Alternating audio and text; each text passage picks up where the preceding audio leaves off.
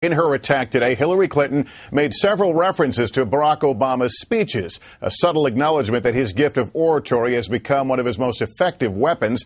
And while crowds don't win elections, there's no getting around the fact Obama's ability to fill stadiums has become a phenomenon that has left many political observers shaking their heads in wonderment. NBC's Lee Cowan has been along for the ride.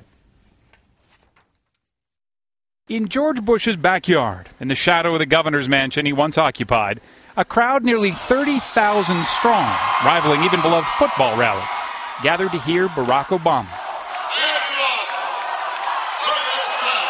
It's a long way from the quaint days of Iowa, with his sleeves rolled up, pacing the hardwoods of high school gyms that still had plenty of empty hardwood left. Not anymore. A Barack Obama rally these days is part sports playoff, part rock concert, part political pilgrimage. There are nosebleed seats that haven't had a warm touch for years that Obama is still able to fill. 15,000 in Boise, 18,000 in Omaha, 21,000 in Seattle. No red, white, and blue confetti or falling party balloons here. That's old school.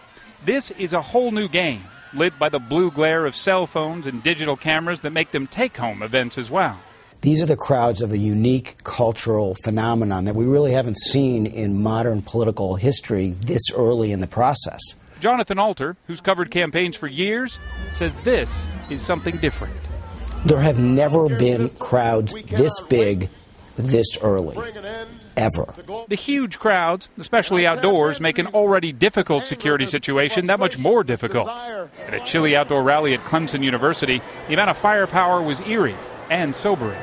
Last night in Austin was no different. The most nerve-wracking for the Secret Service are those who feel the need not only to see the senator and hear him, but to touch him.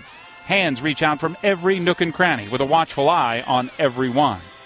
Nightly News digital correspondent Mara Schiavocampo tried negotiating last night's crowd herself. The crowd is so thick, even in this overflow area, that it's hard to move even a few inches. They are not all voters, to be sure. Some are simply curious. Some are students who have found politics suddenly cool.